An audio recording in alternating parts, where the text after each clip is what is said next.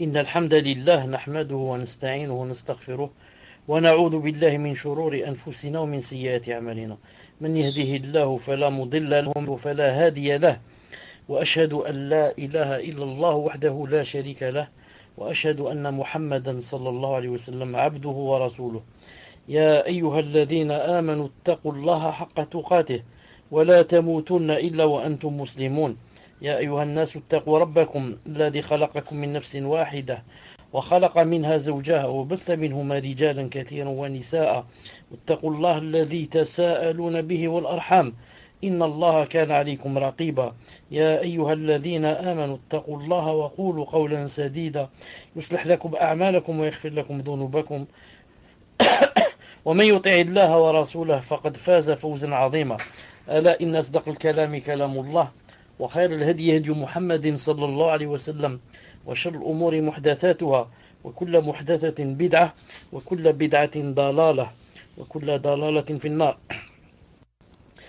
En cette soirée du samedi 9 Rabi' 1935 de l'Hégire, correspondant au 11 janvier 2014, bi'idhnillahi ta'ala, ce sera le 28e cours. Le 28e cours du livre Le dogme du monothéisme de Cheikh Fawzan, hafidahullah ta'ala. Le titre d'aujourd'hui, bi'idhnillahi ta'ala, sera le jugement propre à la vénération des statues, tamathil, et des mémoriaux nusub tadhkariya. Donc le titre c'est quoi? Le jugement propre à la vénération des statues, qu'on appelle en arabe tamathil, et des mémoriaux, qu'on appelle nusub tadhkariya. Cheikh Fawzan hafidahullah dit, le mot, il a dit en arabe, le mot tamathil est le pluriel de timthal. Naam. En arabe, le mot tamathil, c'est le pluriel de timthal, statue. Au singulier, on dit timthalun, une statue. Auquel on dit tamathil, des statues. Ça signifie, ce qui signifie une image à 3 dimensions, représentant un être humain, un animal ou tout autre être animé. Je répète, ça signifie quoi? Timthal ou bien tamathil. Ça signifie une image à 3 dimensions, représentant un être humain, un animal ou tout autre être animé. Tout autre être animé. À l'origine, Cheikh Fawzan hafidahullah dit, à l'origine, le nusub consistait en un drapeau et des pierres auprès desquelles les associateurs immolaient des bêtes. Hein? Quand on dit nusub, c'est quoi à l'origine? Ça consistait en un drapeau et des pierres auprès desquelles les associateurs immolaient des bêtes. Et un nusub tadhkiriya, les mémoriaux, sont des statues élevées dans les places publiques à l'image d'un chef ou d'un personnage honorable pour célébrer sa mémoire. Ça existe non seulement dans les kuffar, mais dans beaucoup de pays musulmans. An-nusub tadhkiriya, les mémoriaux. Ce sont quoi? Ce sont des statues qu'on élève dans les publics à l'image d'un chef ou d'un personnage honorable pour célébrer sa mémoire et ne pas l'oublier. Il y a même dans certains pays musulmans, il y a où ça rentre dans le nusub tadhkiriya, il y a ce qu'on appelle la statue de, attendez, comment on appelle ça, Ar-Rajul Majhoul, un personnage inconnu, mais chaque année ils vont vers ce personnage, surtout s'il y a par exemple un président de la République qui vient par exemple qui est invité chez le pays, ils prennent là-bas, ils le prennent par exemple devant cette statue, même si c'est quelqu'un de pas connu, mais comme ça juste pour ne pas et ne pas oublier, commémorer yani, sa mémoire, ils prennent là-bas yani, une gerbe de fleurs par exemple, et ils vont là-bas yani, célébrer.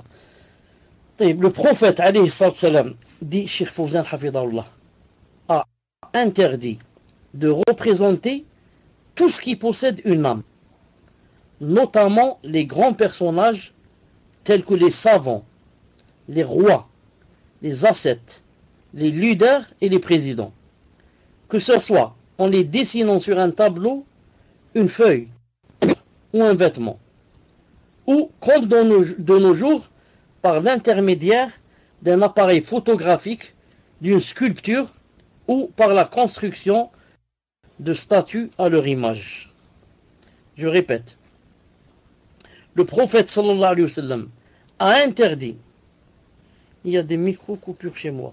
Les autres, est-ce que vous avez des coupures? Les autres, est-ce que vous avez des coupures? Alhamdulillah, donc il n'y a pas.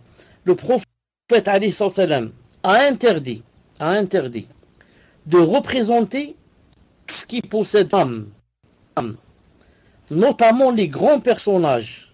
Les grands personnages. Bon, certains disent il y a, certains disent il n'y en a pas. Je sors, Inch'Allah ta'ala, et je reviens. Alhamdulillah. On va voir s'il y a des coupures. Et pour ceux qui croient qu'on a commencé en retard, en fait, on n'a pas commencé en retard. On a commencé, yani, en l'heure voulu.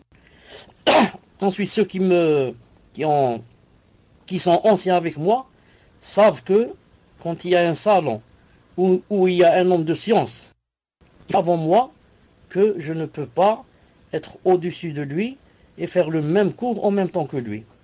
Ça ne rentre pas dans Adab al-Muslim. Vous savez ça. Et même je dis qu'on a commencé bi'idhnillahi ta'ala en même temps, yani en notre temps, parce qu'il avait continué, il avait terminé le cours bi'idhnillahi subhanahu wa ta'ala. Donc je reviens, je dis, Cheikh Fawzan, hafidahullah, dit, le prophète alayhi salam a interdit de représenter tout ce qui possède une âme, notamment les grands personnages, tels que les savants, les rois, les ascètes, les pieux, etc., les leaders et les présidents. Que ça soit, c'est interdit, que ça soit en les dessinant sur un tableau, une feuille, un mur ou un vêtement, ou, comme de nos jours, par l'intermédiaire d'un appareil photographique, de sculpture, ou par la construction de statues à leur image. Alhamdoulilah, le cours d'aujourd'hui, vous allez remarquer, il ne dépasse pas une demi-heure, bi'idhnillahi ta'ala, ou peut-être moins. Également, alayhi salam, interdit d'accrocher des images sur les murs et autres, ou des statues, dans les mémoriaux, parce que cela mène à quoi? À l'association à Allah Azza wa Jal. En effet, le premier culte d'association dans l'histoire fut instauré suite à la figuration et à la représentation d'images. Très important, je répète. Le premier culte d'association dans l'histoire, subhanallah al-azim, l'histoire, fut instauré suite à quoi? Suite à la figuration et à la représentation d'images. Le fait est qu'il y avait, comment ça s'est passé exactement? Il y avait parmi le peuple de Nuh, alayhi salatu salam, des personnages pieux. Et lorsque ces personnages moururent, les gens furent affligés. Alors le diable vint leur inspirer d'édifier et d'ériger des statues portant leur nom dans leur lieu d'assemblée. Il en fut ainsi, mais sans qu'elles soient adorées. Non, elles n'étaient pas adorées. Juste, le Shaitan a dit, vous faites, vous érigez comme ça des statues, hein, pour ne pas oublier ces hommes pieux. Comme ça, à chaque fois que vous les voyez, vous leur faites des doua, etc., parce qu'ils étaient des gens pieux, et comme ça, pour ne pas les oublier, pour que vous suiviez leur modèle, pour qu'ils soient un modèle à vous. Sinon, s'il n'y a pas de statut d'homme pieux. Donc, vous n'allez pas vous rappeler comment, vous n'avez pas de modèle qui suivre. Mais comme ça, alhamdoulilah, vous avez des statuts d'hommes pieux. À chaque fois que vous voyez ces statuts, ça va quoi? Ça va vous inspirer de les suivre comme modèle et d'adorer Allah subhanahu wa ta'ala. Mais, donc, elles n'ont pas été adorées ces statues au début, alhamdoulilah. Lorsque cette génération qui a façonné ces statues, lorsque cette génération disparut et que la science fut oubliée, et bien sûr que le jahl et l'ignorance se soient propagés, elles furent adorées, ces statues furent adorées, apportées par le Bukhari. Naam. Bon, ici il n'a pas expliqué qu'est-ce qui s'est passé exactement, mais c'est que le shaitan est allé voir les enfants et les petits-enfants de ceux qui ont construit ces statues et sont morts. Il leur a dit, subhanallah, vous avez des problèmes, il y a la pluie qui ne tombe pas, il y a la sécheresse, vous n'avez pas d'enfants, c'est cela. Il y a la solution et vous la voyez pas. Ils ont dit non, on ne voit pas la solution. Il a dit, vous allez vers ces statues, chez elles, ces statues. Vous faites des doigts là-bas, comme ça faisaient vos aïeuls, comme ça faisaient vos grands-pères et vos arrière-grands-pères. C'est comme ça qu'ils faisaient. Mais vous ne savez pas. Vous les avez négligés. Et il les a dupés. Il les a rusés. Cheikh Fawzan dit hafidallah. Et lorsque Allah Ta'ala envoya Nuh alayhi salam pour leur interdire ce genre d'association survenue à cause de ses représentations, son peuple refusa d'accepter son message. Et dans l'adoration de ces messages transformés en idoles. Donc vous remarquez avec moi que les statues ont été adorées, c'est à cause de quoi? À cause de gens qui, avec une bonne intention, regardez, masha'Allah, la bonne intention, je veux construire une statue pour quelqu'un de pieux, pour ne pas l'oublier, pour qu'il soit un modèle pour moi et pour mes enfants, pour qu'ils n'oublient pas les pieux, ils n'oublient pas d'adorer Allah subhanahu wa ta'ala. Regardez, c'est pour ça que les savants disent, oh, combien de personnes, avec une bonne intention, mais n'ont pas atteint la fin. La bonne intention ne rend pas quoi? La bid'a sunnah.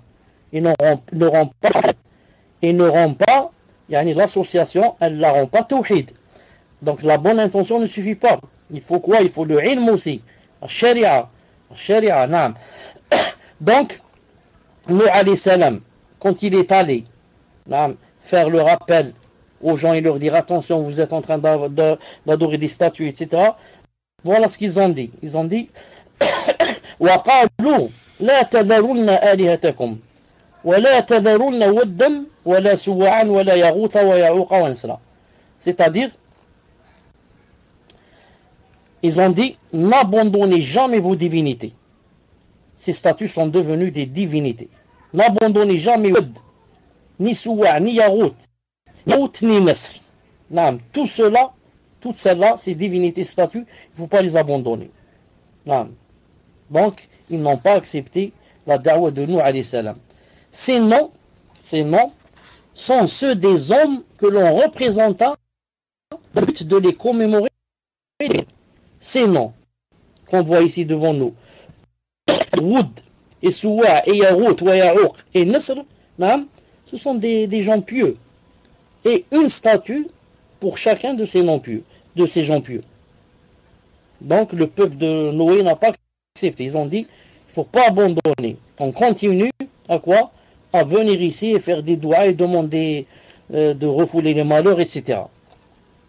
Cheikh Fawzan, rahimahullah, dit, hafidahullah, dit, regarde donc quelle fut la conséquence de l'instauration des mémoriaux. Les mémoriaux, une statue et on va la visiter. Regarde donc quelle fut la conséquence de l'instauration des mémoriaux. Ils ont conduit à l'association d'Allah Azza wa Jal et à la désobéissance aux messagers.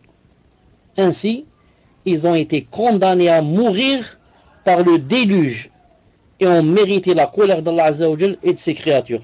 C'est pour ça que le prophète sallallahu alayhi wa sallam demandait à Allah, et Allah faisait des doigts comme dans Sahih Muslim, que de faire de sorte que ça tombe ne soit pas un lieu de prière, mais aussi un lieu de visite. Non. Pourquoi? Parce que si au début, les gens vont aller à la tombe du prophète juste pour le voir, disons juste pour faire la prière sur lui ou lui passer le salam ou comme ça. Ensuite vont venir des générations après, parce que chaque jour qui passe est plus mauvais que le jour précédent, comme dans le hadith authentique, que chaque jour qui va venir contient plus d'ignorance que le jour qui l'a précédé. Et chaque jour qui a précédé contient plus de haine que le jour qui va venir. Ça, vous le savez. C'est pour ça, à la fin du monde, l'heure viendra sur des gens qui ne connaissent rien. Tout juste, ils disent, on a entendu les gens dire La ilaha illallah ou bien Allah, Allah, on dit Allah, c'est tout. Ni salat, ni rien, ni rien. Donc, les gens vont venir et vont dire, le prophète, alayhi salam, donc, sûrement qu'il y avait des gens qui venaient ici pour lui demander, demander des choses, pour leur donner des choses. Et des gens vont venir et celle-là va dire Ya Rasulallah, j'ai pas d'enfant, l'autre va dire Ya Rasulallah, j'ai pas de travail, l'autre va dire Ya Rasulallah, il n'y a pas de pluie, et comme ça. Alors qu'au début, ça a bien commencé. Mais on ne sait pas ce qui va arriver plus tard. Ceci montre, Cheikh Fawzan Hafidallah dit, ceci montre la gravité des images.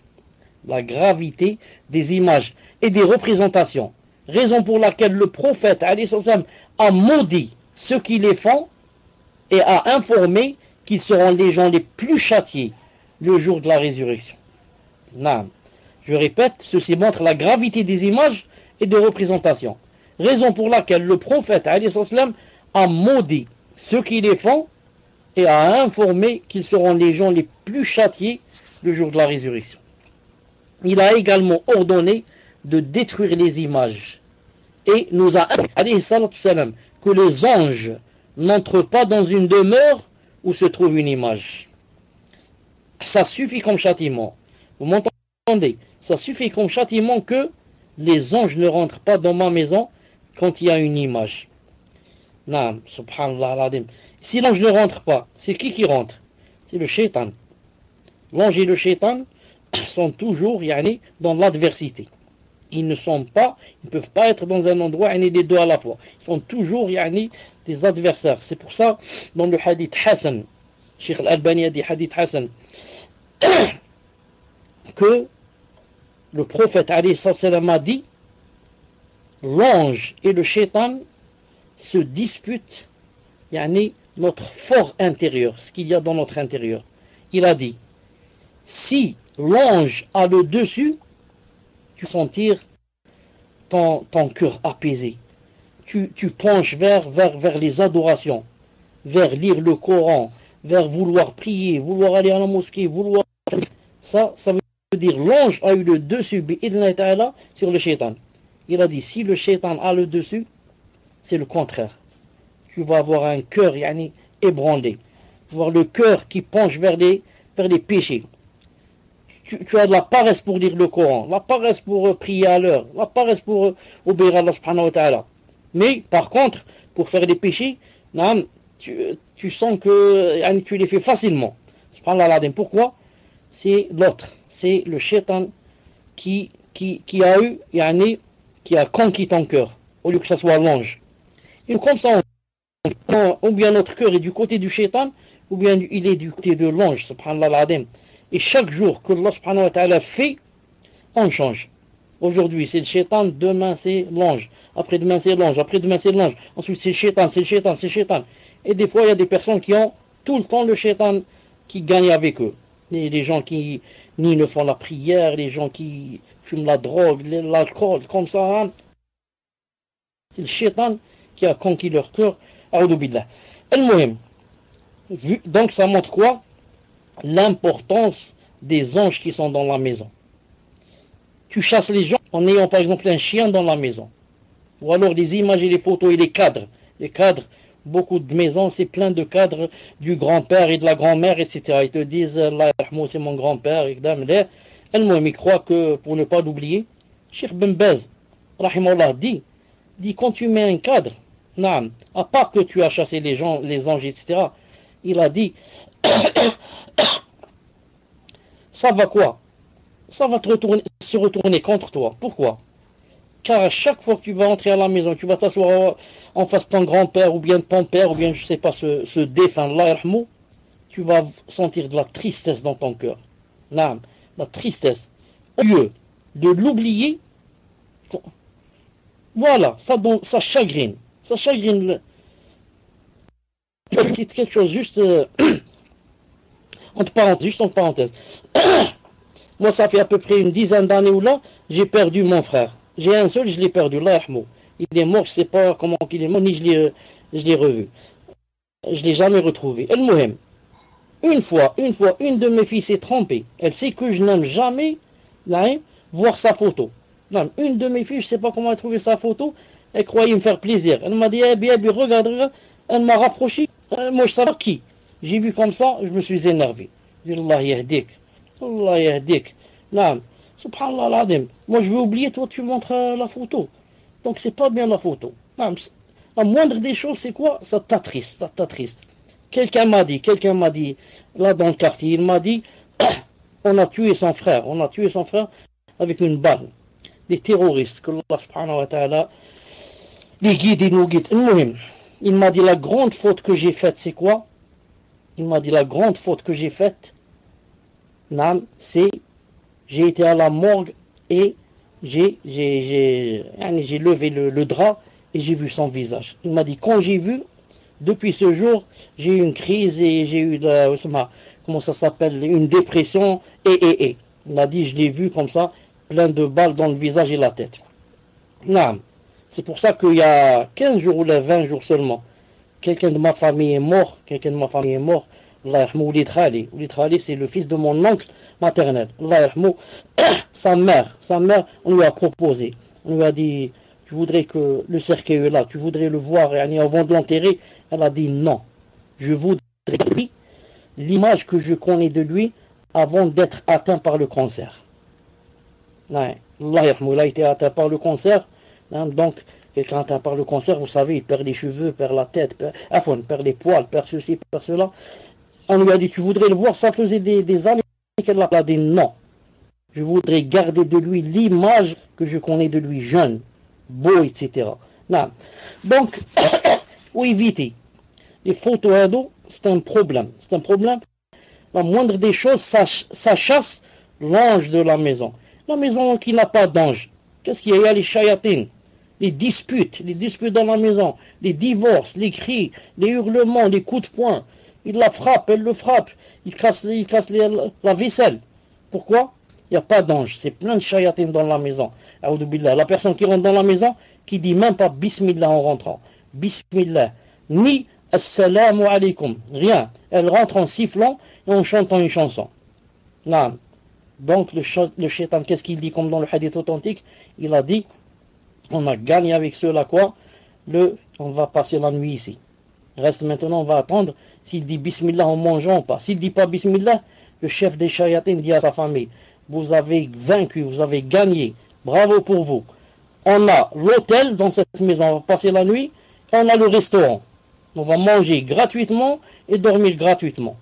Alors que si on rentre, tu dis Bismillah, Salam alaikum, hayyakumullah, tu t'assois, Bismillah, avant de manger, Alhamdulillah quand tu termines.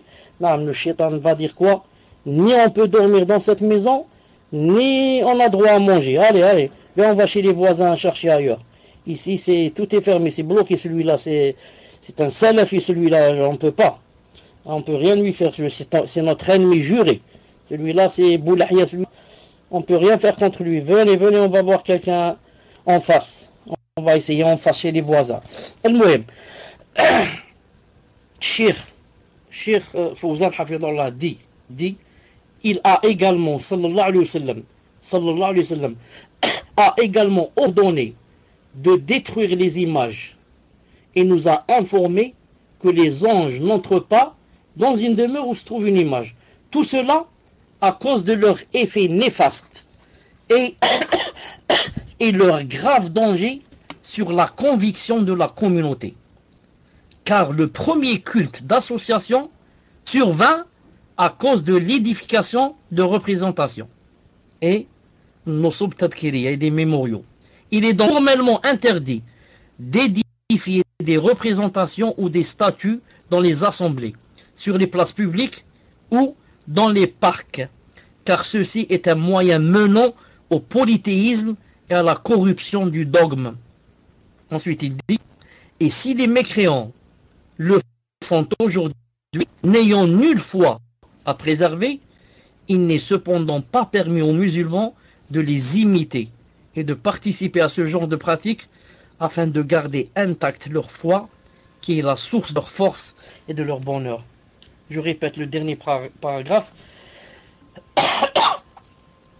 Cheikh Fawzan Hafidullah a dit, et si les mécréants le font aujourd'hui, ils érigent des statues et des mémoriaux. Pourquoi? N'ayant nulle foi à préserver. Non, eux ils vivent pour la dunya, ils ne vivent pas pour l'au-delà. Il n'est cependant, c'est pour ça que certains sétans ils disent, subhanallah, quand tu vas dans un pays de kuffar, tout est correct, tout est ceci, cela. Non, les lois, justement, pourquoi? Parce qu'il n'y a pas d'au-delà. Ils pensent seulement à cette vie. Donc ils voudraient la parfaire, la rendre parfaite au maximum. Comme a dit le hadith du prophète sallam, Dunya, c'est la Jannah du kafir. Donc lui, il va faire de son pays un paradis. C'est pour ça que tout est propre, tout est joli, tout est bien peint, tout est... Non, parce qu'il vit seulement pour la dunya. Il disait, Cheikh Hafidullah dit, il n'est cependant pas permis aux musulmans de les imiter et de participer à ce genre de pratique. C'est dommage, hein, dans beaucoup de pays musulmans, ils érigent comme ça des statues et des mémoriaux. qu'Allah subhanahu wa ta'ala les guide. Pourquoi il a dit? Afin de garder intacte leur foi, qui est la source de leur force et de leur honneur. Taïb. Ici se termine le cours de Cheikh Fawzan, Hafidallah, d'après qui? D'après le traducteur qui a écrit le livre Le dogme du monothéisme. Subhanallah, mais moi, comme j'ai la source arabe et que je vérifie, la traduction est bonne et s'il manque des choses ou manque pas, s'il n'y a pas de censure, j'ai trouvé, subhanallah, qu'il y avait un paragraphe de 5 ou 6 lignes que ce traducteur n'a pas mis dans le livre. Pourquoi? Allahu alam. Et pourtant, il ne contient pas quelque chose de vraiment grave qui mérite la censure. Allahu alam. Regardez ce qu'il a sauté. Cheikh Fawzan Hafidallah dit dans son livre, ولا يقال إن الناس تجاوزوا هذه المرحلة وعرفوا التوحيد والشرك لأن الشيطان ينظر للجيل المستقبل حينما يظهر فيهم الجهل كما عمل مع قوم نوح لما مات علماؤهم وفاش فيهم الجهل ولأن الحي لا تؤمن عليه الفتنة كما قال إبراهيم عليه الصلاة والسلام وجنبني وبني أن نعبد الأصنام إبراهيم 35 فخاف على نفسه الفتنة قال بعض السلف ومن يأمن البلاء بعد إبراهيم. Donc tout ce paragraphe, subhanallah al-azim, il l'a sauté. Et pourquoi Donc j'ai essayé de le traduire. Je le traduis en français, ça donne Cheikh Fawzan dit, et on ne dit pas, ou alors on ne doit pas dire que les gens ont dépassé ce stade et ont connu le tawhid et le shirk. C'est-à-dire que on peut maintenant construire faire des statues car les gens maintenant ont ce stade et c'est-à-dire ils vont pas tomber dans le shirk. Non, car le shaitan regarde les descendants qui vont venir, les enfants, la postérité. Et quand l'ignorance va venir, comme il a fait avec le peuple de Noé, lorsque l'ignorance se propagea. Ensuite, autre raison d'interdiction, car le vivant n'est jamais préservé de la fitna. Toute personne qui vit encore n'est jamais préservée de la fitna. Naam. Et ensuite, qu'est-ce qu'il a dit? Comme a dit Ibrahim alayhi salam, il a dit, ô mon Seigneur, préserve-moi ainsi que mes enfants de l'adoration des idoles. Il a dit, il a eu peur de la fitna. Certains salafs ont dit, qui peut se garantir de ne pas tomber dans la fitna après Ibrahim? Ibrahim alayhi salam, qu'on appelle Sheikhul Mouwahidin, le cheikh des qui? Des unificateurs et des mouahidines, des monothéistes. Le cheikh, qu'est-ce qu'il a dit? Il a dit, Ya Allah, préservez-moi et mes enfants de l'adoration des idoles. Et toi, tu n'as pas peur de la fitna? Naam. Donc, lui, alayhi salam, Ibrahim, alayhi salam, a demandé à Allah ta'ala de le préserver, lui et ses enfants, des idoles. Qui peut se garantir après Ibrahim, alayhi salam. Naam. C'est pour ça qu'il a dit, il a eu peur de la fitna, et que toute personne, tant qu'elle vit, naam, n'a pas le droit de dire je me suis garanti la préservation de la fitna. Moi qui vous parle, vous, X, Y, toute personne, à part le prophète sallallahu alayhi wa sallam, naam, ne peut dire avant d'être morte que moi, khlas, je me suis garanti le paradis. D'ici un quart d'heure, tu ne sais pas ce qui fait. D'ici un quart d'heure, tu ne sais pas ce qui peut t'arriver. Des gens, masha'Allah, vraiment masha'Allah, apparemment, en apostasie ou l'iyadu billah. En apostasie ou l'iyadu billah. Des gens, masha'Allah, qui faisaient donner des cours comme ça, dans le paltok ou dans autre chose, je ne sais pas. Des sœurs, masha'Allah, avec djilbab, masha'Allah, et les gants, on fait la zina. Naam. Donc, tant que tu n'es pas mort, on t'a pas lavé, et on n'a pas fait la prière sur toi, naam, en tant que masha'Allah, et on t'a enterré, tu ne peux pas dire je suis préservé.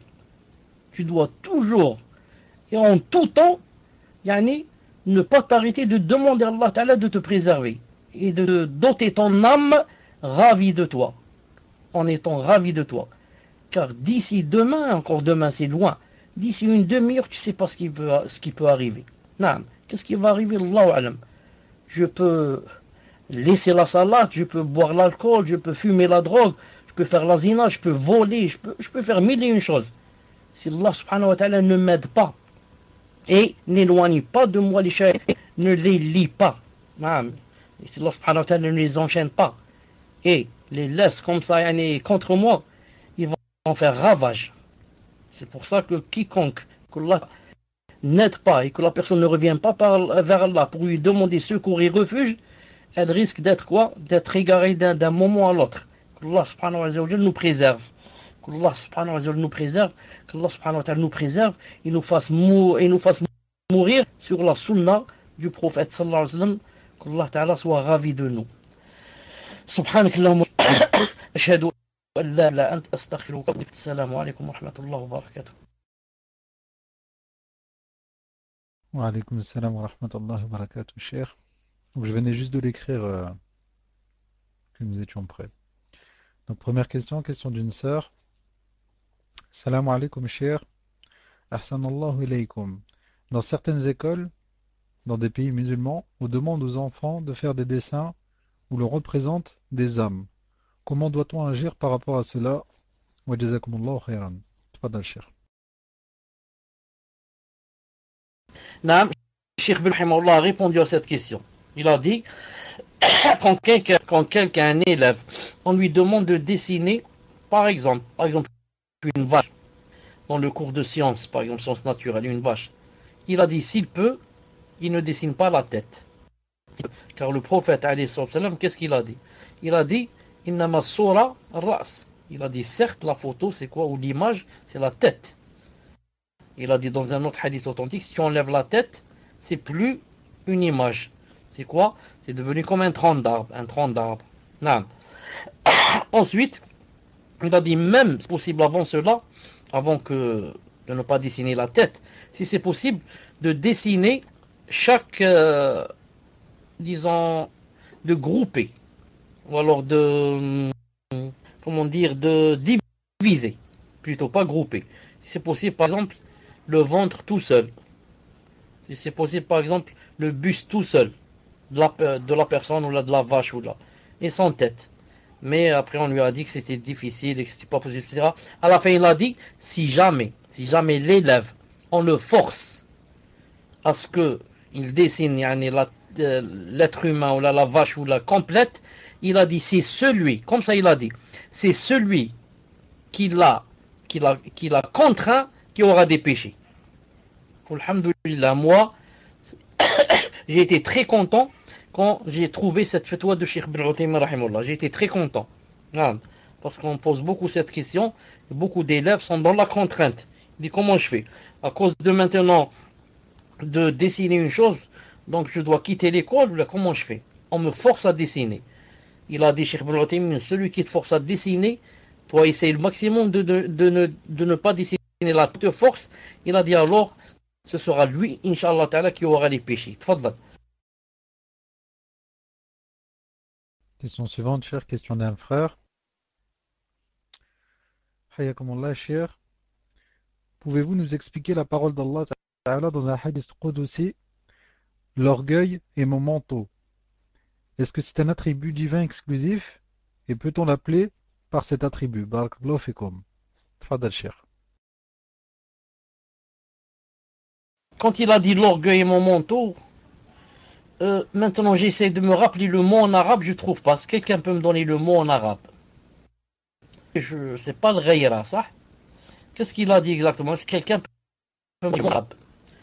Tfadlal, posez l'autre question le temps que, Inch'Allah Ta'ala, on donne le mot en arabe. Tfadlal. نعم الكبرياء ردائي جزاك الله خيرا. الكبرياء نعم ça fait partie des attributs d'Allah subhanahu wa ta'ala. نعم ça des attributs d'Allah subhanahu wa ta'ala. نعم تفضل. Ah, mes chers, donc dans la question, il demandait si c'était un attribut et si on pouvait l'appeler par cet attribut. Si nous pouvions appeler Allah par cet attribut. Tfadal, cher. Allah Ta'ala, on le décrit par ses attributs. On dit qu'il a l'attribut de Kibriya. Il a l'attribut de la Rahma. Il a l'attribut de Dhahik, du rire. Il a l'attribut de la colère. Les attributs, on décrit Allah avec. On ne l'appelle pas avec. Avec les noms. S'il a des noms, comme Al-Rahim, Al-Ghafour, Al-Wadoud, comme ça, des noms. Non. Sinon, quand c'est un attribut, parce que tout nom contient un attribut, pas le contraire. C'est pour ça qu'on peut pas, yani, prendre d'un attribut.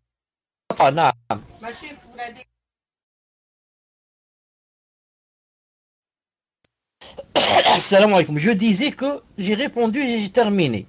Si vous ne m'avez pas entendu, je répète. On n'appelle pas l'attribut. On le décrit par les attributs. On dit qu'il a tel et tel attribut. Par ses noms. On l'appelle par ses noms. Non, mes chers, pouvons-nous appeler Allah par l'orgueilleux? Je pense que c'est ce qu'a voulu poser comme question le frère. Tfadal, cher. On dit de lui Sahibul Kibriya. Sahibul Kibriya. Comme ça on dit. Celui qui possède l'orgueil. Celui qui orgueille. Kibriya. Naam. Tfadal. Question suivante, chère, question d'une sœur. Est-ce que les mécréants invoquent les djinns de la même façon que les musulmans qui font ce genre de choses? Ceux qui font de la magie ou qui se disent médiums, etc. J'avais vu, il y a quelque temps, un mécréant disant des choses bizarres et qui s'était élevé ensuite à peu près à 3 mètres du sol. Pourriez-vous m'éclaircir? Barakallahu fikum. Tfadal, cher. S'il te plaît, répète seulement le début de la question. Tu as dit, est-ce que les djinns, est-ce que les mécréants, qu'est-ce qu'ils font avec les djinns? Ils les invoquent, cher. Est-ce que les mécréants invoquent les djinns de la même façon que certains musulmans, Wallahu alam, elle a écrit que les musulmans font ce genre de choses. Tfadal, cher.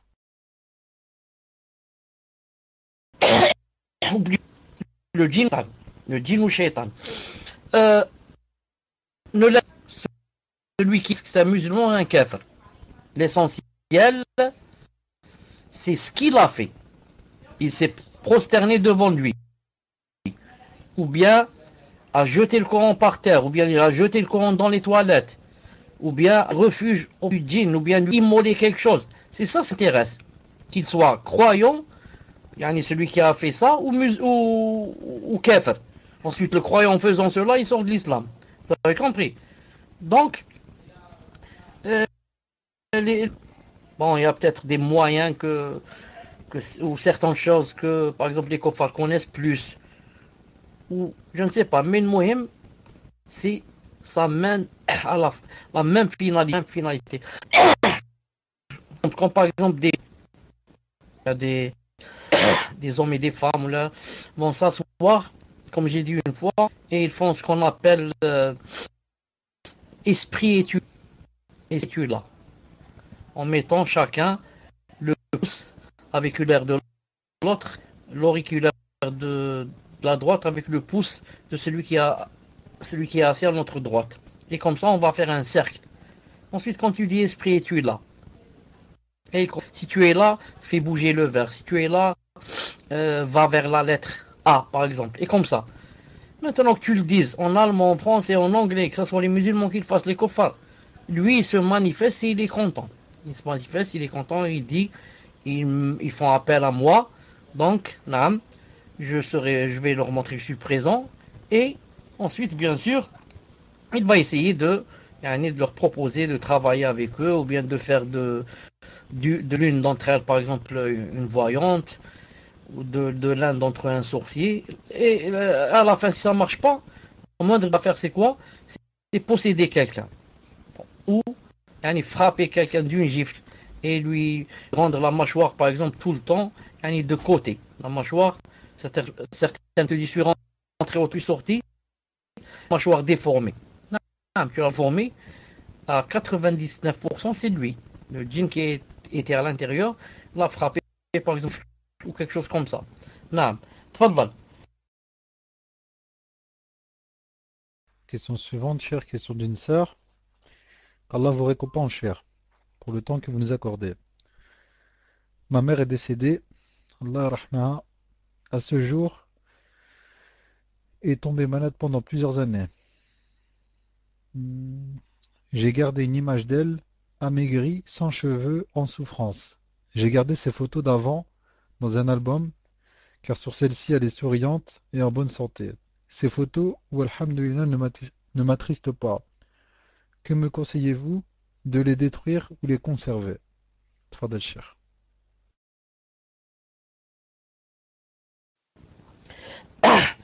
Je ne connais aucun savant des kibars qui sont vivants en Arabie Saoudite, mais de les garder. Voilà. Je ne te donne pas mon avis. Je te dis ce que je sais des savants. Je ne connais aucun des savants, des kibars, des grands, qu'ils soient morts, rahimahullah, ou vivants, qui ont dit que c'était bien de les garder. Mais tous ont dit que, il fallait les détruire, bi'idhnillahi ta'ala. Tfadal. Question suivante, question d'une sœur. Cher qu'Allah vous préserve, qu'est-ce qui est interdit dans l'image? Le visage entier, l'œil ouvert, les yeux fermés. Ça, je n'ai pas compris avec les yeux. Barakallahu fikum, cher. Tfadal, cher. Le prophète alayhi salam a dit, l'image c'est la tête. La tête ce n'est plus une image. Comme ça il a dit en ce sens alayhi salam. Il a dit suratul ras. فإذا قطع الرأس فلا صورة. أو في معناه صلى الله عليه وسلم dans le hadith authentique. Non. Donc comme j'ai dit tout à l'heure, s'il n'y a plus la tête, c'est-à-dire si on a une image quelque part, on a une image sur par exemple un cartable, et qu'on a enlevé la tête, il reste quoi? Il reste, comme a dit le prophète alayhi salam, comme un tronc d'arbre. Un tronc d'arbre. Vous avez compris? Donc maintenant, si on a par exemple une photo, ou une image d'un homme sur un cartable par exemple, et on n'a pas enlevé la tête, on a enlevé les deux pieds, on a enlevé la main, ou on a tout enlevé sauf la tête. En fait, on n'a rien fait. Mais si on enlève la tête, ça veut dire qu'il n'y a plus d'image, même s'il y a les pieds et les mains, bi'idhnillahi ta'ala. Donc, il faut viser toujours la tête, bi'idhnillahi ta'ala. Quand c'est pas possible, comme disent les savants, comme dit Cheikh Ben Uthaymin rahimahullah, au moins il faut quoi? La tête, il faut quoi? par exemple, je sais pas comment on dit en français, يعني c'est pas l'aplatir, de façon à ce que il n'y ait ni, يعني on gâche les yeux, le nez, فهمت, afin que ça devienne comme ça, comme quelque chose de plat, comme s'il n'y a plus. Par exemple, c'est dans la poupée, par exemple, la poupée. Non, pour que ça devienne plus une poupée, non, au moins le minimum serait d'enlever le visage, si on n'a pas enlevé la tête. Le visage, non. Ou alors si c'est une image, non, en bas, sur le visage. Le visage. Si on n'a pas pu, yani, enlever la tête, sinon on va faire par exemple un trou, on va faire un trou dans le cartable. Alors au moins, par exemple, on peut mettre quelque chose sur la tête, sur le visage, par exemple du scotch. Bon, le scotch il est visible, il est transparent, comme du sparadrap, comme quelque chose qu'on peut mettre sur la tête. Sinon, avec le stylo, avec une peinture, on va teinter, de façon à ce que il n'y ait plus de tête. Je reviens, je dis comme a dit le prophète, il a dit le sora c'est la tête, c'est la tête. Fadal. Donc, question suivante, cher, question d'une sœur. Cher, concernant les images dans les maisons, est-ce que cela concerne tous les anges qui n'entrent pas ou quelques anges spécifiques? Également, cher, les anges qui sont avec les hommes dans les maisons et dans les cœurs, est-ce que ça concerne tous les êtres humains ou uniquement les croyants? Jazakumullahu khairan. Tfadal, cher. Les anges que Allah Ta'ala a créés avec les êtres humains concernent tous les êtres humains, pas seulement les musulmans. Même le kafir, il a avec lui deux anges par exemple qui écrivent. Même le kafir, l'ange vient dans le, si c'est une kafira, une femme, dans son utérus par exemple le 4e mois, pour écrire les 4 choses que vous connaissez tous. Et comme ça. Il n'y a pas, c'est-à-dire des anges spécifiques comme ça, qui sont tout le temps, par exemple, avec les musulmans, qui ne sont pas avec les kuffars. Certes, Allah Ta'ala envoie des anges, par exemple, pour aider les musulmans, par exemple. Pour aider les musulmans, comme dans Ghazwat Badr. Il descend des anges, spécialement avec les musulmans, contre les kuffars. Contre les kuffars. Sinon, les scribes, ceux qui écrivent à gauche de nous, ceux-là, ils sont avec les musulmans, avec les kuffars. Et il y a des anges, comme j'ai dit tout à l'heure, spécialement, par exemple, pour les musulmans, comme par exemple ceux de la salat. Ceux de la salat qui assistent avec nous la salat et qui font la relève à salat al-asr et salat al-fajr. Ils font la relève. Ceux-là, ils sont avec les musulmans pour inscrire leur salat et dire que on l'a laissé en train de faire la salat. Contrairement aux autres qui ne font pas la salat. A'udhu billah. Al-muhim. Donc, est-ce qu'il y avait autre chose dans cette question? Concernant les anges qui entrent, cher, elle dit, est-ce que cela concerne tous les anges qui n'entrent pas ou quelques anges spécifiques? Tfadal, cher. Naam, cette question a été posée à Cheikh Ibn Uthaymin. Il a répondu, mais j'ai oublié sa réponse.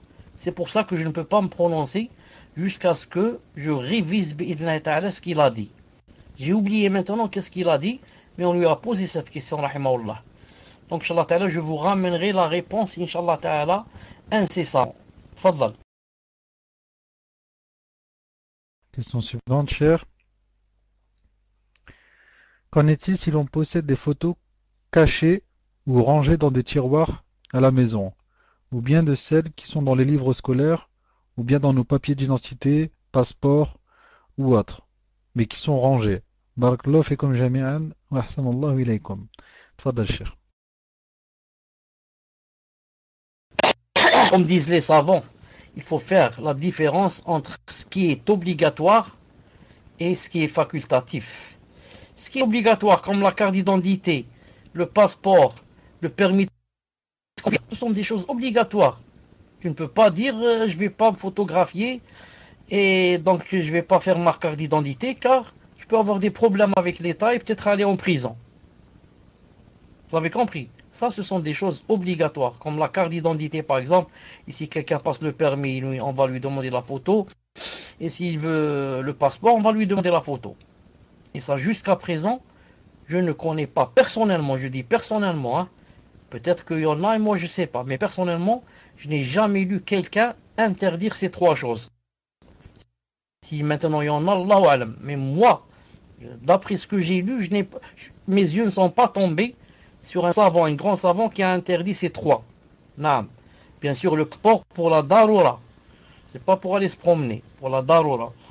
Donc il faut faire la différence entre la chose, la photo, quand elle est obligatoire, par exemple pour passer un examen, et la photo qu'on va prendre nous pour les souvenirs. La photo, je ne sais pas, avec la femme et la photo dans la forêt. Il y a une grande différence entre les deux. Et j'ai lu que même, comment il s'appelle avec le livre où on met les photos, l'album. J'ai lu que l'album, quand il est dans le... Comment ça s'appelle, il est dans le tiroir. Il est fermé, il est dans le tiroir. Que malgré cela, Cheikh Ibn Uthaymin a dit que ça ne permet pas aux anges d'entrer. Subhanallah al-Azim.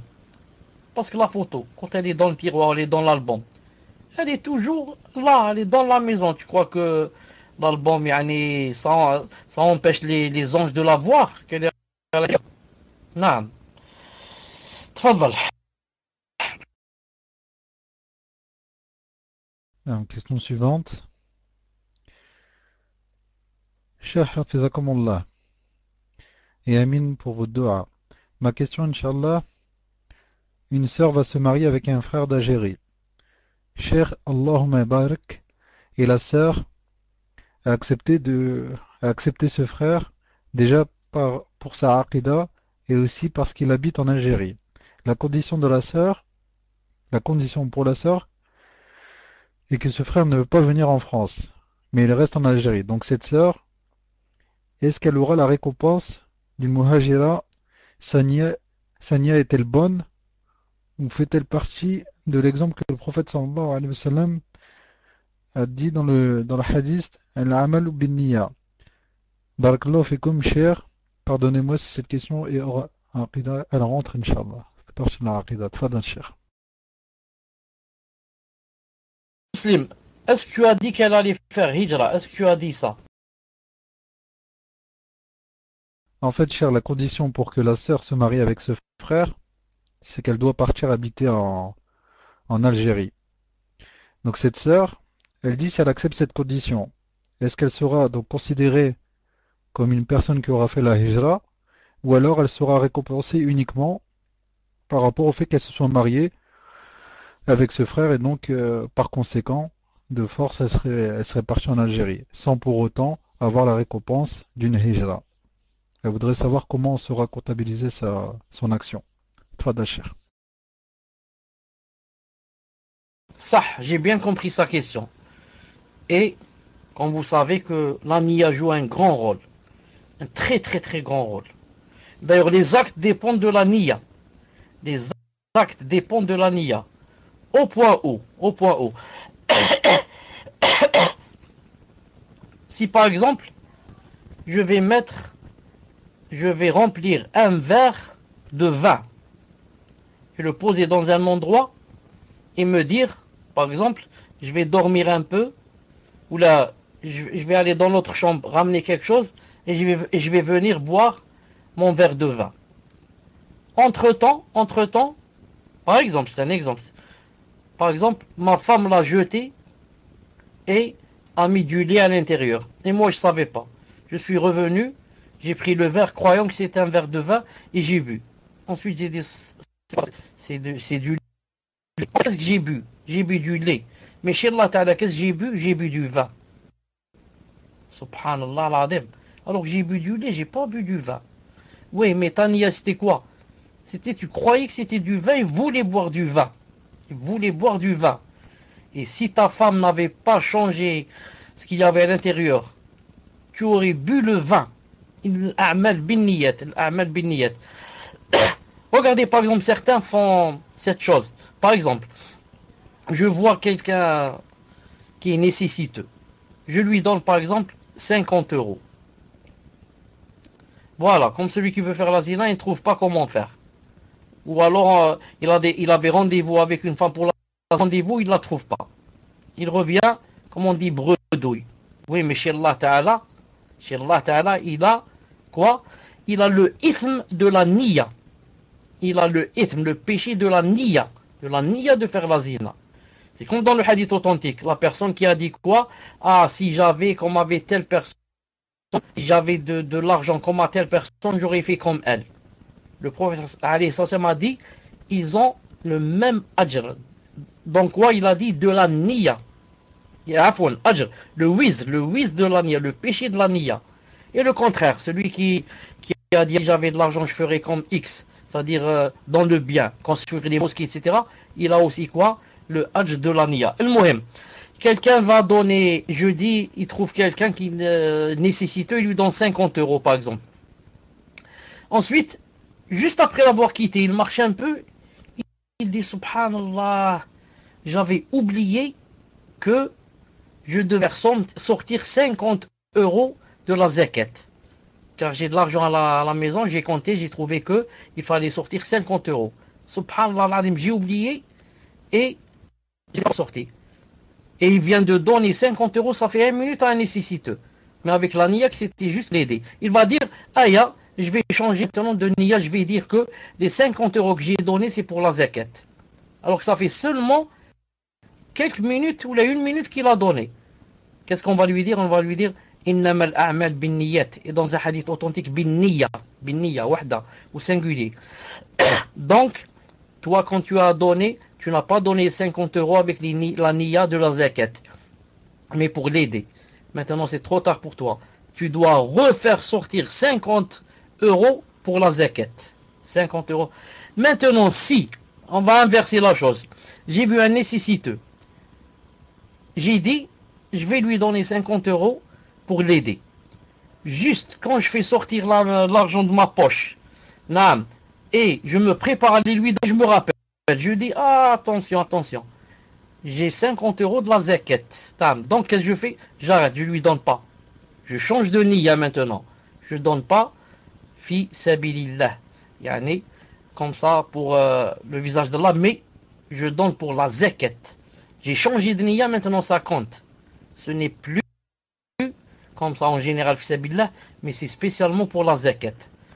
Donc, regardez comment j'ai vite changé de niya. Regardez une autre chose qui rentre dans la niya très importante. Imaginez que j'ai jeûné aujourd'hui. C'est un jeudi, par exemple, j'ai jeûné.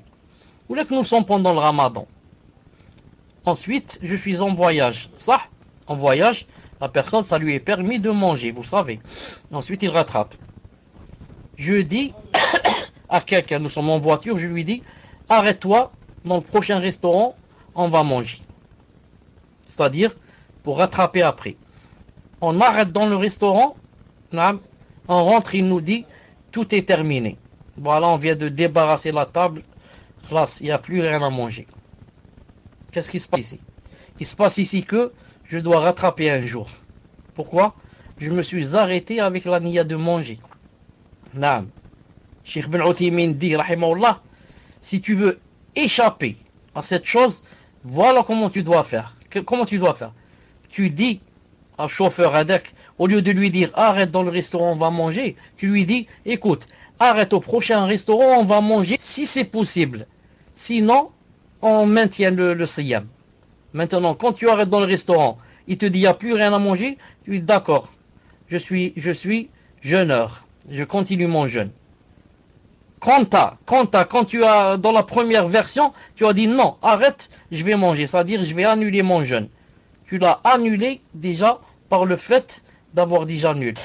On revient à la sœur, Je lui dis, Masha'Allah, si, dans ta tête tu as dit, moi je veux marier avec ce frère en Algérie à cause en même temps de la hijra. Si tu as dit comme ça, Inch'Allah ta'ala que tu as la niya de la muhajira. Mais si tu n'as pas pensé du tout à ça, tu as dit moi je vais me marier à cause de l'Algérie, c'est bien, les pays arabes, c'est mieux là-bas qu'ici, et tu n'as pas pensé à la hijra, bien sûr la personne ne peut pas avoir la niya de la hijra si elle n'y a pas pensé. Ah, mon cher, on m'a envoyé un PV et je vous lis ce que m'a écrit la sœur. Elle me dit il y a un DVD qui s'appelle Conseil à la jeunesse musulmane, si je ne me trompe pas, de Cheikh Al-Uthaymin, rahimahullah, où il répond à des questions posées par des scouts. Un jeune lui pose une question sur la photographie, sur son interdiction. Il répondit que cela n'est pas une représentation, que même un aveugle ne peut pas dessiner, mais peut appuyer sur un bouton pour prendre une photo. Allahu ta'ala a'lam. C'est Cheikh Al-Uthaymin, cher. Tfadal, cher. C'est-à-dire que, d'après ce que je comprends, que la photo est permise, n'est-ce pas? Dis-moi si c'est ça.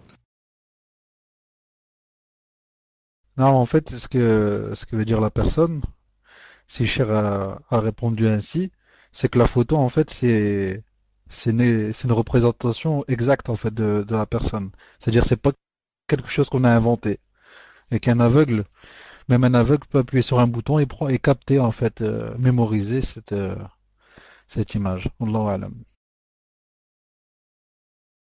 Chauffe, Cheikh Ben Uthaymin, rahimahullah.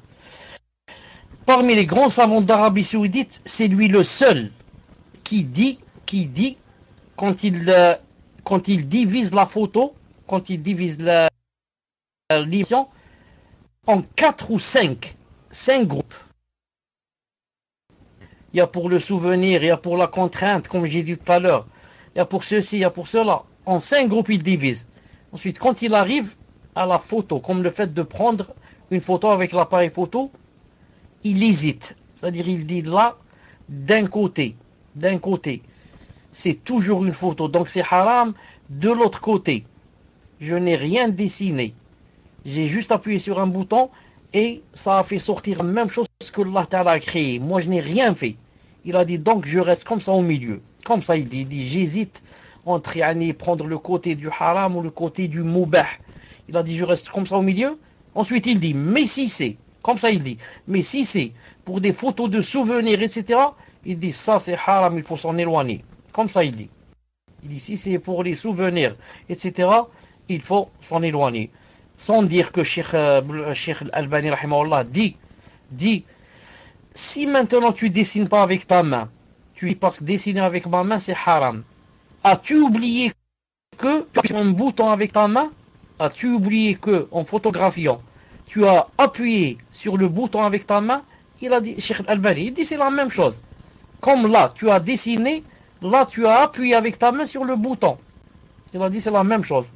Wallahu ta'ala, moi qu'est-ce que je dis de préférence la personne s'éloigne des photos autant qu'elle puisse. Quand je dis des photos d'êtres humains, je ne parle pas de photographier un livre ou photographier un cartable ou un lustre ou je ne sais pas quoi, une maison, une voiture. Non, je parle de photographier un être humain. Si la personne peut s'en éloigner, qu'elle s'en éloigne autant qu'elle puisse. Comme ça, Inch'Allah Ta'ala, elle n'aura pas de problème. Yom al-Qiyamah, si c'est halal, elle aura délaissé le halal. Si c'est haram, elle dira Alhamdulillah, je ne l'ai pas fait. Naam. Tfadlal. Mon cher, concernant la question qui a été posée juste avant, avec la hijra en Algérie, la sœur dit qu'à la base, elle avait la niya de faire la hijra. Et Allah a fait que un frère se présente à elle pour se marier, qui se trouve en Algérie. Elle dit que comme à la base, elle avait donc la niya de faire la hijra, est-ce que si elle accepte le mariage, donc si elle se marie avec ce frère, est-ce que ça sera donc comptabilisé comme une hijra ou alors il faut qu'elle ait la double intention, c'est-à-dire de se marier avec ce frère et de faire la hijra. Non, je ne sais pas si c'est clair pour vous, cher. Fadal, cher. Pour le mariage, elle n'a pas besoin d'avoir d'intention. Car si elle se marie, elle se marie. Elle se marie pas, elle se marie pas. J'ai pas besoin d'intention. Elle, pour la hijra, elle a besoin d'intention. Et elle, elle dit qu'elle avait déjà l'intention à la base. Donc Allah Ta'ala, maintenant, l'a aidé en lui choisissant quelqu'un qui, en se mariant avec lui, elle ferait la hijra. Donc c'est une ni'ma d'Allah subhanahu wa ta'ala. Donc alhamdoulilah, elle a toujours dans le cœur que c'est ce qu'elle cherchait. C'est ce qu'elle attendait. Alhamdoulilah, c'est venu comme ni'ma d'Allah subhanahu wa ta'ala. Donc il faut pas qu'elle laisse le shaitan jouer sur les waswas et dire donc moi si je me marie, ça va pas me compter comme hijra. Non, tu avais à la base que, alhamdoulilah, tu voulais quitter le pays. Et Allah ta'ala t'a envoyé quelqu'un de là-bas, remercie-le beaucoup, subhanahu wa ta'ala. Naam, tfadlal. Je vais vous dire qu'il reste seulement une ou deux questions, tfadlal. Ah, mes chers, donc comme vous me dites ça, je vais accorder la question d'une sœur. Donc son tour arrivé d'ici 2 questions, mais je vais lire rapidement sa question. Cette sœur a 11 ans, cher, et c'est l'une de vos élèves. Elle assiste à vos cours. Et Inch'Allah, si d'autres frères et sœurs ont des enfants qui auront la capacité de comprendre ce que le cher dit, invitez-les avec vous. Mettez-les à côté de vous pour qu'ils écoutent le cher. Donc la sœur dit, euh, enfin, je reviens dessus. Je fais avec ma sœur des vidéos. Parfois on se filme. Est-ce permis, Barakallahu fikum? Est-ce que vous pouvez me répéter pourquoi nous n'avons pas le droit de faire des photos en sachant que je les laisse dans mon appareil? Barakallahu.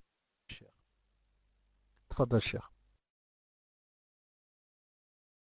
Wa alaykoum salam wa rahmatullahi wa barakatuh, cher. La question, cher, c'était, je vous disais que c'était la question d'une sœur de 11 ans qui est l'une de vos élèves qui assiste à vos cours. Et j'avais indiqué aux frères et sœurs qui sont présents que s'ils avaient des enfants qui avaient l'âge de comprendre, comme cette sœur, Allah barak, de les inviter, de les garder auprès d'eux pour qu'ils vous écoutent, cher. Donc la sœur dit, je fais avec ma sœur des vidéos parfois. Donc on se filme. Est-ce permis, barakallahu fikum? Et est-ce que vous pouvez me répéter pourquoi nous n'avons pas le droit de faire des photos en sachant que je les laisse dans mon appareil? Barakallahu fikum, cher. Tfadal, cher. Allah يبارك pour cette sœur et puisse Allah subhanahu wa ta'ala faire de sorte qu'elle devienne un savant. Comme ça, elle fera profiter de sa science aux sœurs, bi'idhnillah subhanahu wa ta'ala. Puisse Allah subhanahu wa ta'ala guider nos enfants et les aider, surtout avec les moments difficiles qu'on vit et les fitna qu'il y a. Les fitna qu'il y a, subhanallah al-azim. Des fitna comme la nuit, comme l'obscurité de la nuit, comme a dit le prophète sallallahu alayhi wa sallam. C'est pour cela que d'un côté je dis c'est une grande ni'ma, alhamdoulilah, que vous, là-bas dans un pays de kufr, et que vous teniez comme ça en votre religion, c'est une ni'ma d'Allah subhanahu wa ta'ala pour ceux et celles d'entre vous qui n'ont pas pu encore faire la hijra, comparé à ceux qui vivent dans des pays musulmans et qui passent leur temps dans la désobéissance d'Allah subhanahu wa ta'ala. Alors que vous, dans un pays où c'est vraiment difficile de se retenir, alhamdoulilah, vous êtes en train d'apprendre le din, en train de faire des efforts, en train d'écouter, de lire, d'assister aux savants, masha'Allah. Quand je dis aux savants, je veux dire quand vous écoutez les cours de Cheikh Fawzan et Cheikh Uthaymin et Cheikh Rahimahumullah, tout ça c'est une ni'ma, qu'Allah Azza wa Jal vous veut le bien, bi'idhnillah ta'ala. Ensuite, rappelez-vous que plus c'est difficile d'adorer Allah subhanahu wa ta'ala, plus les récompenses sont grandes. C'est-à-dire plus la fitna est grande, plus c'est fort possible de tomber dans les péchés et on se retient, plus bi'idhnillah subhanahu wa ta'ala, les récompenses sont grandes. J'ai toujours cité le cas de qui? De Youssouf alayhi salam. Youssouf alayhi salam. Toutes les fitnas étaient réunies et il n'a pas fait la zina. Il était beau, il était jeune, elle était belle, elle était dans des habits vraiment attirants et de fitna. C'est elle qui lui a proposé. Elle a insisté. Elle a menacé de le mettre en prison s'il ne fait pas la zina. Il était pas dans son pays, à l'étranger. Quand on se dit quoi? On se dit, je vais chez moi, je fais tauba. Maintenant, je suis loin, je suis en Australie, personne ne sait ce que je fais. Quand je reviens chez moi, je prends la douche et je laisse la barbe. Non, il était loin. Et il était quoi? Il était, subhanallah al-azim, valé. Non, il était quoi? C'est-à-dire que on le commandait. On le commandait. Alors quoi? Alors, c'est-à-dire, il devait exécuter les ordres. Malgré cela, toutes ces fitnas, subhanallah al-azim, il a quoi? Il s'est retenu, bi'idna subhanahu wa ta'ala. Allah ta'ala l'a choisi. Naam. Innahu kana min ibadina al-mukhlasin. Donc, plus la fitna est grande, et plus la personne persiste et s'accroche, plus la lui donne de récompense et lui ouvre, yani, ses portes de miséricorde. On revient à la question. Notre fille et sœur a parlé de deux choses, de la photo et de la vidéo. Si jamais, on devait nous faire choisir entre la photo et la vidéo, qu'est-ce qu'on choisirait? On choisirait la vidéo. C'est moins grave que la photo. Non. Même vous allez dire la vidéo, ce sont des photos qui bougent. Non, mais c'est beaucoup plus proche de la réalité que la photo, comme ça disent les savants. Mais si on devait choisir, on choisirait la vidéo. Mais malgré cela, la personne, si elle peut, elle évite bi'idhnillahi ta'ala pour sortir du doute. Je disais, quand la personne évite, alhamdulillah, comme a dit le prophète, délaisse ce dont tu doutes pour ceux dont tu ne doutes pas. Et comme il a dit que celui qui tourne autour du haram, il risque d'y tomber. Celui qui tourne autour du haram, il risque d'y tomber. Moi, l'alcool c'est interdit, ça? L'alcool est interdit. Maintenant, moi je vais m'asseoir dans un bar et je vais prendre un jus. Je risque quoi? Je risque de prendre une bière. Je vais tenir 1 heure, 2 heures, 3 heures, après je dis quoi? Allez, je prends une bière et je recommence à nouveau. Déjà, j'ai plein de péchés. À quoi ça sert maintenant de faire l'hypocrite? Allez, je termine aujourd'hui et demain, on va voir ce qui se passe. Mais si j'étais si j'étais pas rentré dans le bar, si j'étais parti m'asseoir dans un jardin, loin, ou alors à la mosquée, j'aurais évité, alhamdoulilah, j'aurais pas pris cette bière-là. Alhamdoulilah. Maintenant, c'est la même chose. Maintenant, pour la vidéo, à quoi ça me sert moi d'aller de me filmer ou filmer ma soeur ou ma mère ou je ne sais pas quoi. Si je peux éviter, j'évite. Maintenant, si c'est pour filmer, il n'y a aucun problème. Non. Voilà ce que je dis, bi'idhnillahi ta'ala. Et pour la photo, comme j'ai dit, le doute ou plutôt le pourcentage de tahrim, que c'est haram, est beaucoup plus grand. Et beaucoup plus grand, bi'idhnillahi ta'ala. Donc celui qui peut éviter, qu'il évite, Inch'Allah ta'ala, ce ne sera qu'un bien pour lui. Ce ne sera qu'un bien pour lui. Les savants ont dit, maintenant pour la vidéo, ils ont dit, si c'est en direct, comme la télé, par exemple, je vois Cheikh Fawzan à la télé en train de faire un cours. Ils ont dit, il n'y a pas de problème. Et ils ont dit, même si c'est en différé, comme la vidéo de Cheikh Fawzan, ils ont dit, malish, si c'est aussi pour le din, pour la da'wa, pour naam, ils ont dit malish. Mais si c'est maintenant pour autre chose, il vaut mieux éviter bi'idhnillahi ta'ala. Pose Inch'Allah ta'ala la dernière question, car je dois quitter bi'idhnillahi ta'ala. Tfadlal. Non, cher, avant la dernière question, je vous lis juste rapidement ce qu'un frère m'a envoyé par rapport à Cheikh Al-Uthaymin, qui dit: celui qui prétend que j'ai dit que les images interdites étaient seulement celles en forme de statue a certes menti sur moi. Moi, je vois qu'il n'est pas permis de porter des vêtements sur lesquels il y a des images, que ce soit des vêtements pour grands ou petits. Il n'est pas permis non plus de prendre des images, entre parenthèses, d'êtres ayant une âme, que ce soit pour le souvenir ou autre, sauf en cas d'extrême nécessité ou de besoin, comme pour la carte d'identité ou le permis de conduire, et c'est Allah qui accorde la réussite. Donc la dernière question, cher. Hafizakumullah ya Sheikhana. Lorsque l'on fait la prière et que les enfants regardent des dessins animés sans musique, avec juste des animaux ou des fois sur l'ordinateur des autres images comme les pages YouTube ou autres, et que nous ne sommes pas loin de ces images en priant, est-ce que cela est permis ou faut-il s'éloigner dans une pièce fermée? Jazakumullah khayran, qu'Allah Ta'ala nous donne à tous une bonne fin. Fadal Cheikh.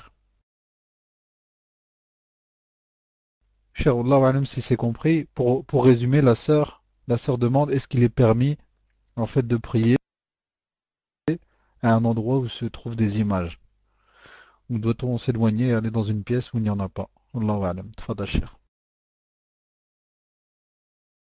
En fait, je croyais que la personne voulait demander sur le statut des dessins animés. C'est parce que j'ai vite fait sortir un fichier là devant moi. Mais puisque la question c'est tout à fait autre chose, c'est est-ce que on prie dans une maison, dans une pièce où il y a des dessins animés ou on ne prie pas? Non, c'est ça la question. Dis-moi si c'est ça, reprends-moi. Non, cher, c'est ce que j'ai compris. C'est-à-dire un endroit où il y a les dessins animés ou des photos, etc. Non, mais elle confirme, cher, c'est bien ça. C'est bien ça le sens de la question. L'endroit où se trouvent les images. Tfadal cher. Je lui dis que je ne connais pas la réponse à cette question, car je ne l'ai jamais lue. Je ne connais pas la réponse à cette question, car je n'ai jamais lu sur la salade avec les dessins animés, etc. Mais je peux lui dire une chose que si elle est vite, elle est sortie des problèmes. C'est-à-dire, si elle prie la télé allumée, que ce soit des animaux ou autre, c'est plein d'images. Non. Si elle prie dans une chambre pareille, donc peut-être qu'il y a des savants qui disent c'est pas permis. J'ai pas encore lu. Et peut-être qu'il n'y en a pas. Mais si elle évite et va dans une autre chambre, elle n'aura plus ce problème. Elle n'a même pas besoin de demander au savant. Parce qu'elle n'est pas dans une chambre où il y a la télé allumée. Non.